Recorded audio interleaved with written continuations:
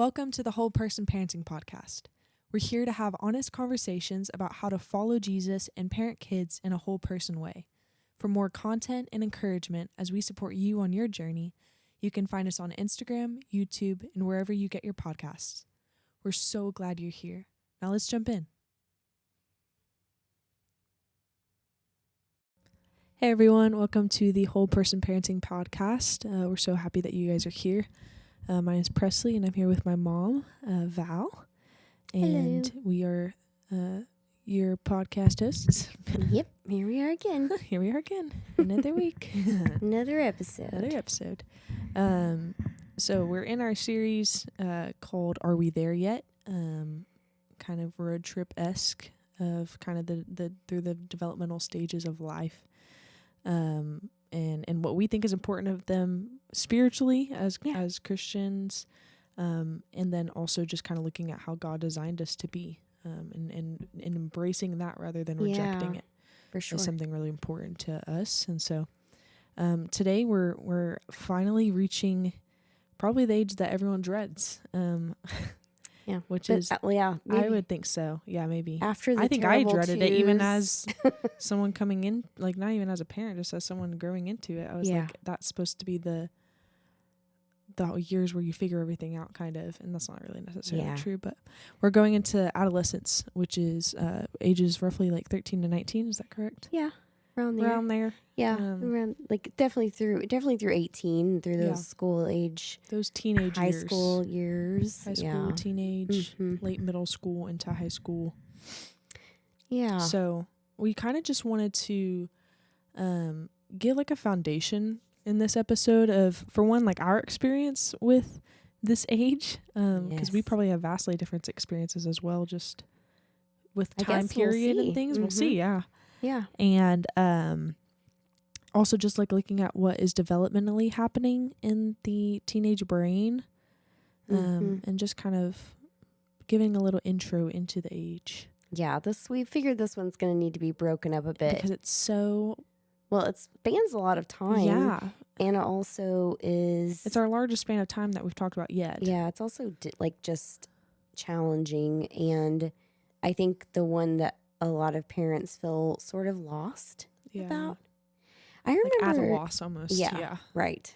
I remember, though, feeling like I thought because your dad and I had worked with teenagers so much. You were getting into it feeling more confident? Yes. Oh, that's interesting. Yeah, I was excited about the teenage years because and I think Dad probably was too, because we both had like a history of being able to connect well with teenagers. And I've witnessed that. And so I've seen you guys connect really well with teenagers. So we thought maybe, I don't know, I guess we thought like, oh, we're going to be better at this than others. The other, I think too. other I remember feeling much more like you guys were like my friends during this time. Like I remember feeling like I could relate to you guys a lot more. Yeah. Oh, like more than you had before. Yeah, more than we had before. Yeah. Like I could understand your jokes, or like we would laugh about the same things because we had the things like that. Like I felt more connected. Like.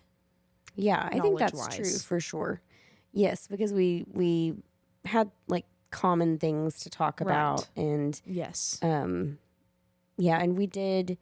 I mean, I guess I did enter the teenage years with you guys in like thinking about, like very aware that this was preparation for your launching, and which I think can be helpful and then like problematic at the same time, because it can make the teenage years kind of drag on whenever you start them with that in mind. I feel like it also comes into an expectation with like, I have to make sure they're prepared. Yes. Which is true. It is true. Like you do have to make sure they're prepared. But if you're thinking of every day as like, all right, they got to learn a lesson today. Right. Then it's going to get really monotonous. Yeah. And like when I start thinking about that when you're 13, 14 and you still have all these years of development and maturing to do, it can be like, you can start to believe, oh no, especially I think with your first teen, you can start thinking like, oh no, like they're never going to get there. Like it's, or like you start judging how they are at that age, as like predictive of how they're going to be as an adult. Yeah. And as like an older teen. Yeah, and I think I feel like my teenage years did feel very long because you're going through so many different phases. Like I feel like I was like 6 different people. Yes. Like I was a different person each year in a way. Yeah. Like I feel like I felt so mature at 13 and I'm like, and you know, just like so many different eras of Presley. Like you feel like you go through so many stages where like as before you're in your kid stage and that stays there for a long time. But then it just like is like whiplash in the the teen years. Like I went through so many different emotions and phases and just hard things, like really hard things happen, I feel like in teenage years, or like realizations that you have about just where the world is and like what's going on around you, and you're taking that all in, and just depending on your giftings too, you could be like really empathetic and you're like taking on all this like realization with like a really heavy heart, and like there's just a lot of different like things that are going on in this time frame.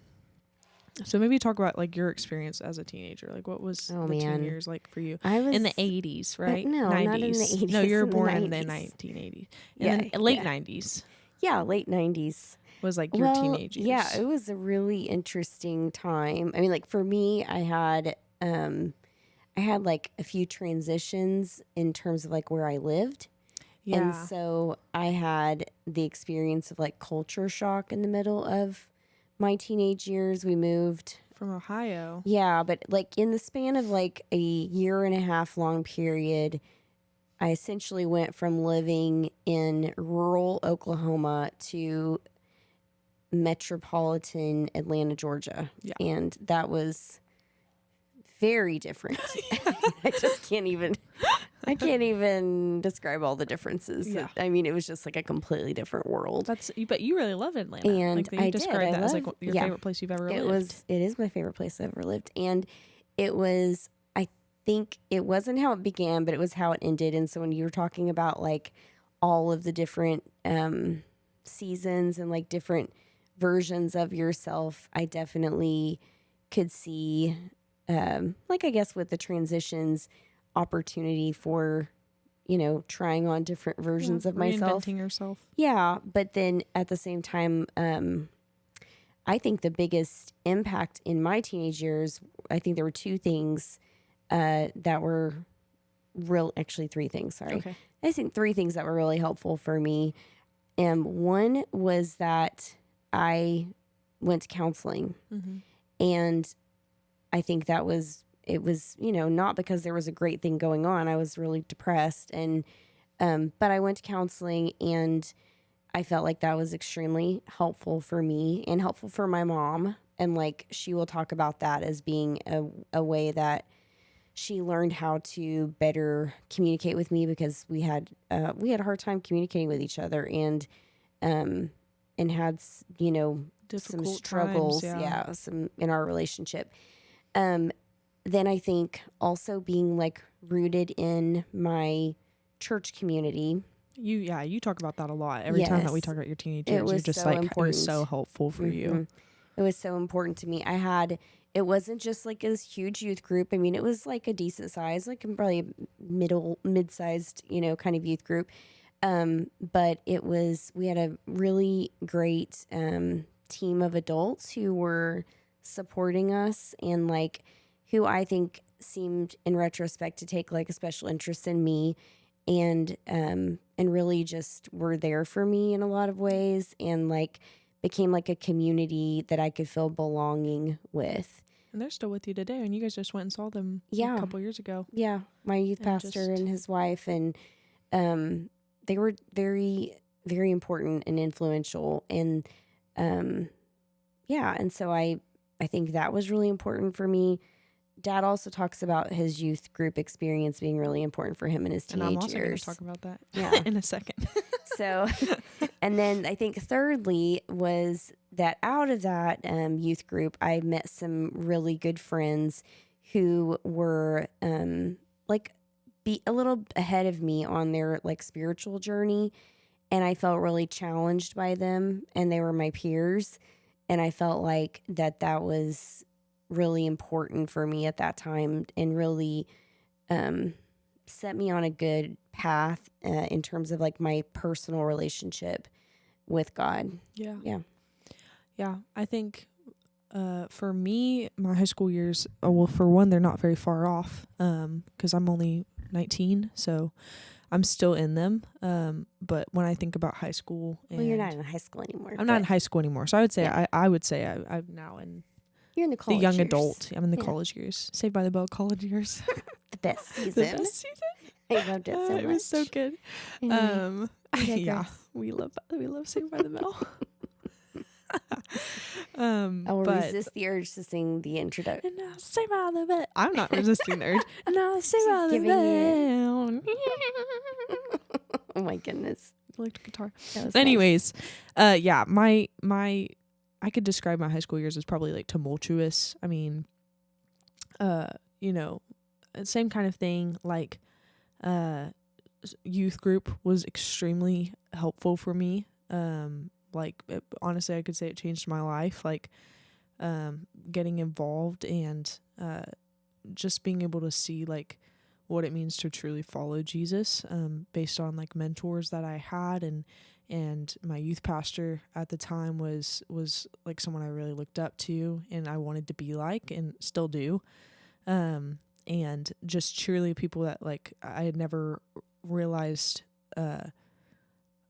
what living for Jesus could look like and how freeing and amazing it could be, until I met those people. Because I would say like going into high school, I was having a lot of questions about like, is this real? Is God real? Is this truly like the best option for life? Like I'd always raised Christian, obviously, and in church, but and I just got sick of it. And I was experiencing these like really hard things, and it wasn't lining up with what the Bible had said or all these things I'd always heard. And I had a really hard time with depression as well, and anxiety and suicidal thoughts and addictions, and just really hard time, which I think a lot of high schoolers nowadays go through, and probably in your time too. But I mean, I can remember just how many of my friends were dealing with sexuality and going to a public school. I mean, I was seeing people, just doing drugs in the bathroom, and I was just seeing all this dark stuff, and it wasn't lining up, and like that eventually like caused me to turn away from the Lord for a bit. But then like thank God that He had a better plan, and he was willing and ready and able to keep pursuing my heart, until finally I realized it was the better way, and now it's been 3 or so years like following the Lord wholeheartedly. So I mean, I just say all that to say that like truly there are so many different things going on, but the things that most helped me were youth and having parents that were willing to stick with me, and never gave up on me, even when I'm sure they probably wanted to. And maybe sometimes didn't want to, but maybe thought about it. No, I was kidding. Really? Really? No. I would have been like, oh, I'm sick of this chick. But yeah, I would say those two things. And then just like, honestly, school really helped me. Like being really involved. Even though there were like times where I had to give things up to follow the Lord. And that caused me to lose a lot of my friends. But, the Lord still had a better plan, and like focusing on like academics like really helped me. Like, 'cause I really loved school, and I still do. I loved reading, and I loved being, doing well in school and learning. And so that was really helpful for me. It gave me something to focus on, gave me something to take my mind off of things whenever it got really overwhelming. So yeah, that was my experience in high school. It was a lengthy explanation, but yeah, no, it's okay. There's just so much. I'm like, I feel like I went I feel like I went through like all the eras.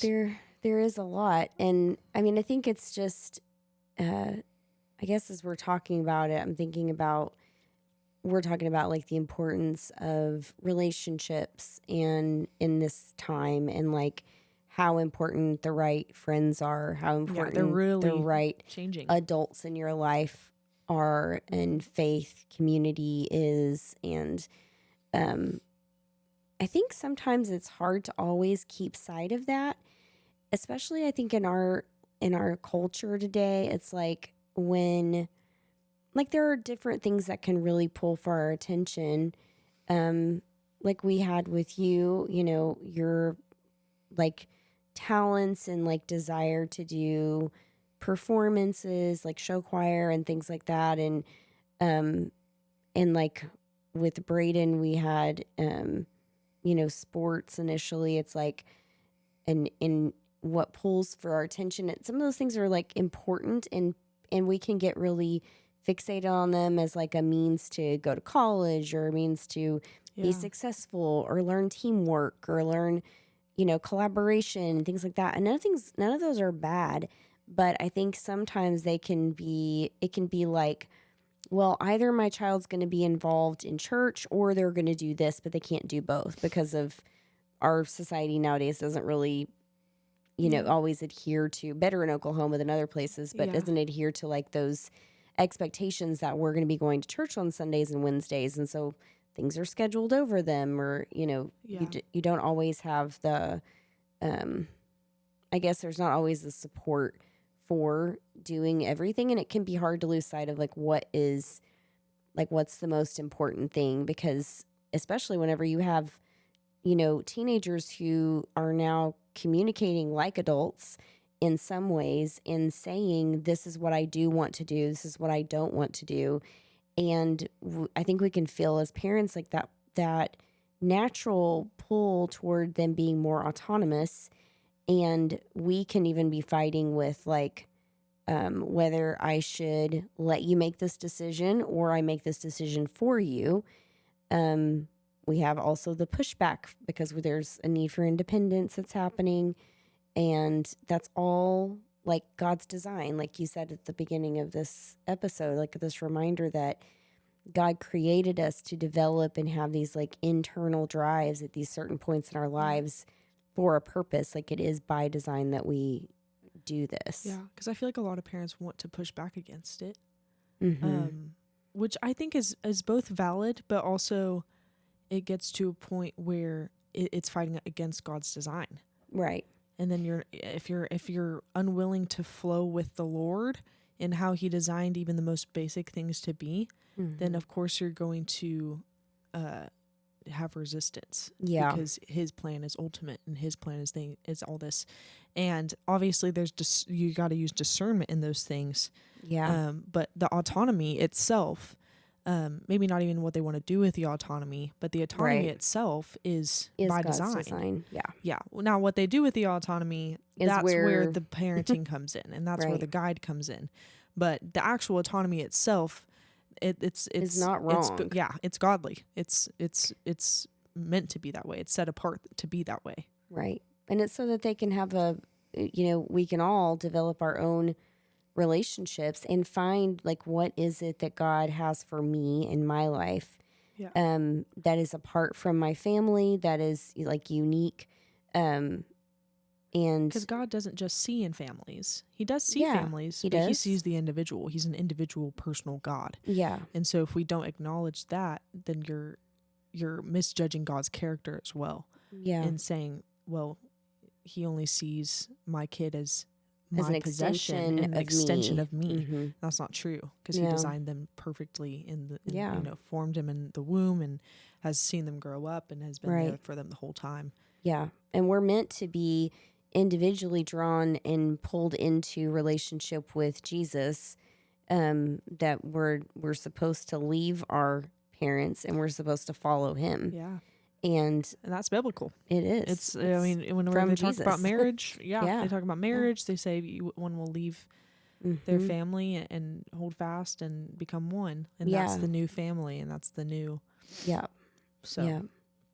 So, we have, but I do think we have this like battle, because I think it can feel like loss for the parent. It can feel like loss of control. So like fear can really take hold in this season, because we are dealing with a person who maybe looks like an adult now, maybe sounds a lot like an adult now, but does not have the brain development fully to function. What's the development looking like? So if they look like an adult, speak like an adult, but like what's actually going on? Well, I mean, they're becoming more like an adult. I mean, it's happening, but it's a process. It's not overnight. And the way they may look and sound and behave in some ways, may not be. It's still not fully formed, right? We're still forming. Our like brain development is still happening, and so like even though the size of the brain is as big as it's going to get, like all the functionality is getting fine-tuned in this stage. And even finally that prefrontal cortex, which is our the part of our brain center, right? Our thinking, our planning, our decision making, like whether we can make a good decision or not, that doesn't fully form until your mid-20s.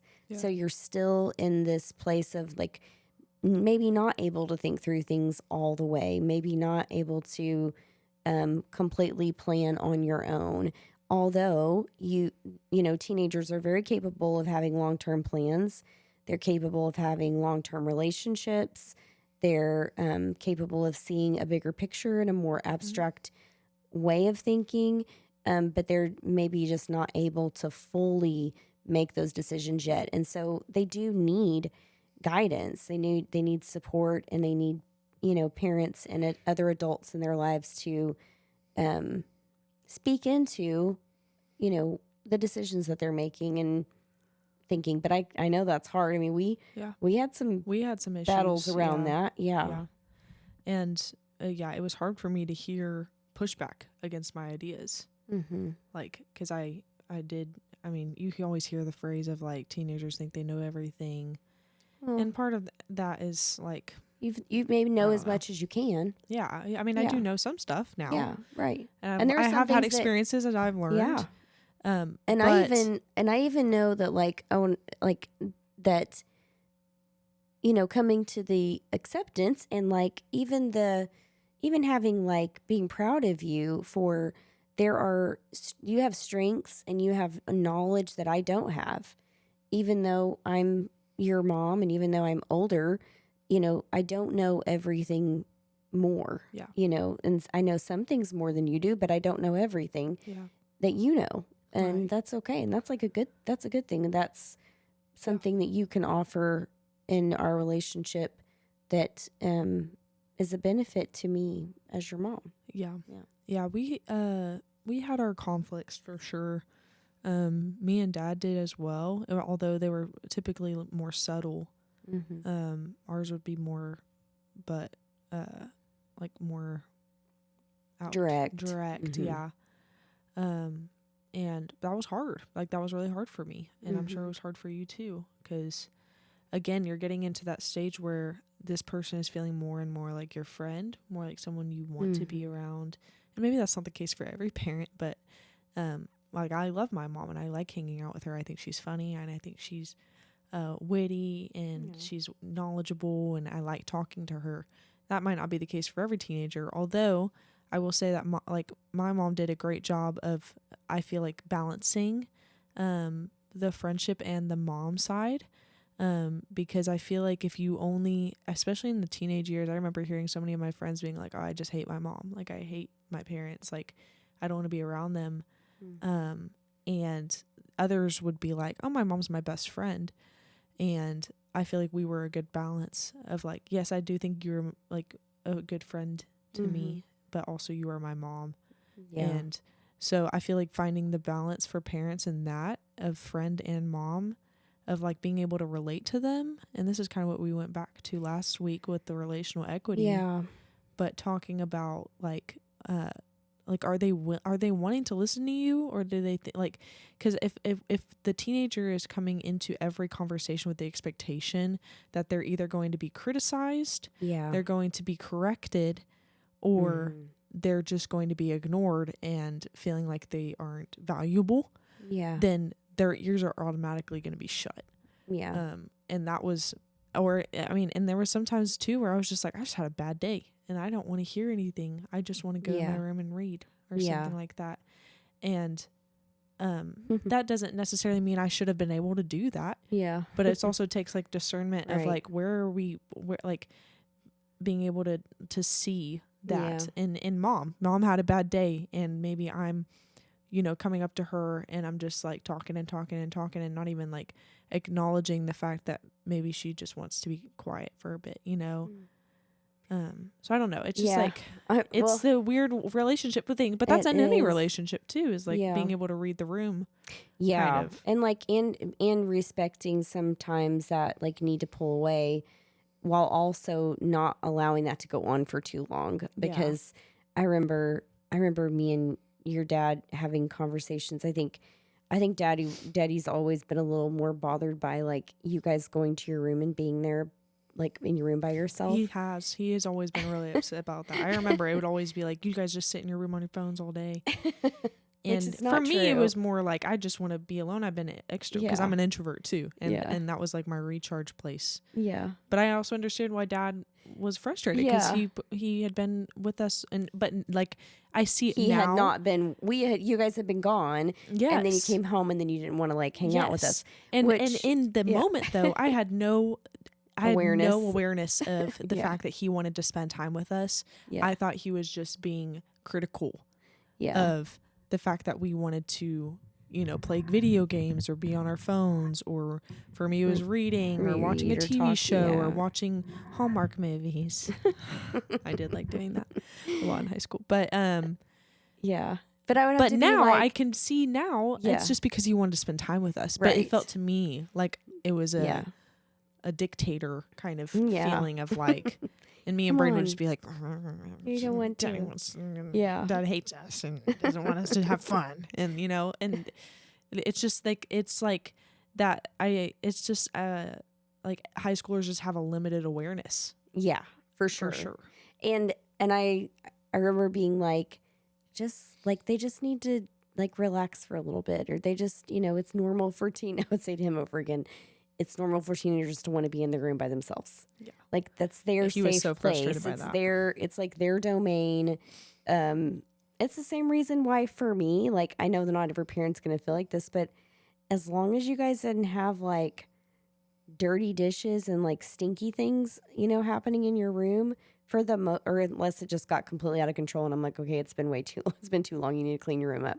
I mostly haven't ever bothered you guys about like how your rooms look, because I feel like really. I might be unless it was like disgusting. Yeah, and I had my shoe pile. You need to clean your room up. But for the most part, I'm just like, this is your space, and you need you like were a more retreat. Concerned about living spaces. Yeah, that was typically like, hey, let's not. But our rooms, as long as it wasn't disgusting, you were pretty like, it's your space. I'm going to let you have your space. And so I feel like there's like the physical element of like, they need to have their space. They do need to have a space that's, if possible, that they can be in and they can relax and recharge and, have their thoughts and, deal with their feelings. They're trying to learn how to do that. And, but then if they're gone for too long and if they're retreated for too long, then like you have to pull. Then go up and see them. Go into their room. Be like, hey, what's going on? You've been in here for a long time alone, and what's happening? Making sure that are they being safe? Are they, they do need to connect. Like, and remembering, even though they're showing you that, they still do need to connect with you. It's a basic need. Yes, it is that connection is a need that they still have, that you have to kind of, be watching for and be trying to attune to like, when is it that they need me and when is it that they need to be with other people? When is it that they need to like be alone? And so they're trying to figure that out. And I think it goes better if, parents can be aware of that, respectful of it. Just doesn't mean that they are entitled to all privacy all the time. And like, you don't make sure they're being safe or that they are safe, from other people or situations and stuff like that. But it's like, a balancing act, right? Because they are trying to learn how to be, adults. Right. Yeah. I mean, it's a strange time period, but it's also really formative. Yeah. And we were kind of where we were looking at like the statistics and stuff of like high schoolers. We were looking at like how interesting like the sleep cycle is, and like I think about like physical activity and stuff during that time. Very and, like, important. Very important. They so stay active in some way. You know, also like what you're saying about the sleep. This is one that can really get, be difficult for parents, especially like if they have grown up in a family culture that says that like sleeping is laziness or like a need to sleep or rest or that kind of thing, that means like you're not being productive enough. I remember I would come home every day after school and took like a 2-hour nap. It just like, cause I was so emotionally like drained. Yeah. You're tired. And like part of that was my depression things, but part of it was just like, I'm just tired. I'm just tired. I just need to sleep. And I pretty much just slept and woke up for dinner and then stayed up, did my homework and everything. But you had to be at school super early. I did have to be at school super early. And I had a hard time. And I was taking all those classes and horror classes. And exactly. And like one of the things about this time frame that I think is really interesting is that for adolescents, like through those teen years, their melatonin is not released until later at night. So it's actually harder to go to sleep for teenagers, and they need to go to bed later and they need to wake up later. So like in an ideal world, teens would go to bed late and sleep in. And I've seen multiple studies on that because there's always that question of like, when should school start? And I've read several articles. That was like the prime ACT question, right, on the writing essays would be something around the lines of like, that. There's this data that like sleep is required for teenagers at this time, and how would that affect the schools? It's just it was always in question. A lot of time schools like that, for high schools they start earlier, not later. Which is like, actually I think switched. Maybe that it's that like it's actually better for elementary schoolers because they actually are more early risers. But that's not how it rolls anyway. So like even how we're interpreting that, whether it's okay or not okay for teenagers to sleep more or sleep in later, I mean, it's important to know like what's actually going on. This actually is a physiological issue that they that is unique to the teenage years and is not a representation of how lazy your child's going to be as an adult. Because it's going to correct and they're going to get up earlier and they're going to go to bed That's true. earlier. I feel like I'm much more able now me too. To get up earlier. And I would say for me that probably really shifted around my mid-20s. Even. I used to sleep until like 12 if I could when I was in high school. But now, like, I usually just wake up whenever the sun comes up. And I'm pretty regulated. Like, I don't feel tired all the time. And part of that's the college life. Like, I'm able to do things a lot slower than whenever my schedule was back to back to back in high school. But, I would definitely say, like, my sleep schedule changes. Brayden right now sleeps till, like, 1 a.m. every time he... You mean 1 p.m.? 1 p.m.? Yes, 1 p.m. Every time he can. Oh my goodness, you can't wake that kid up. Yeah, I know. He loves to sleep. But each their own. But I do let development inform my decision about letting him sleep longer. It's not because I'm not annoyed a bit that he's still asleep. Or that he could be doing something else.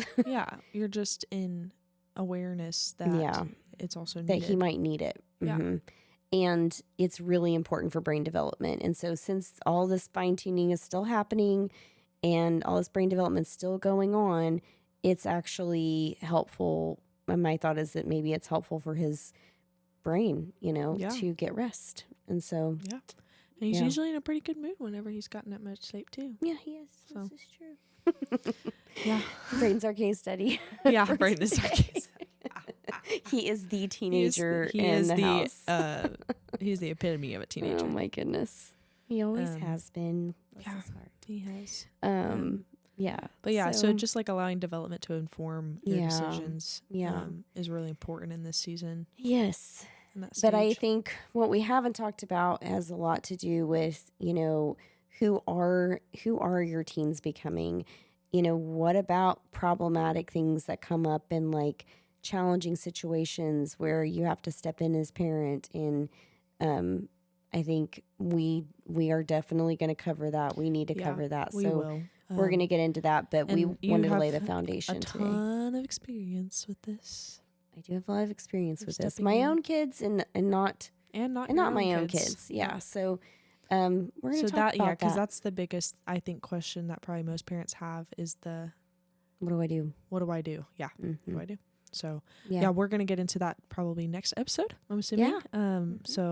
But we wanted to lay the foundation of just this time. Yeah. And maybe get you thinking about your own experience as a teenager and putting yourself in your own shoes, remembering what it was like. Yeah. So, thank you guys for listening, and make sure to follow us on Instagram, YouTube, or wherever you get your streaming platform, and you can turn your notifications on to make sure you get new episode updates.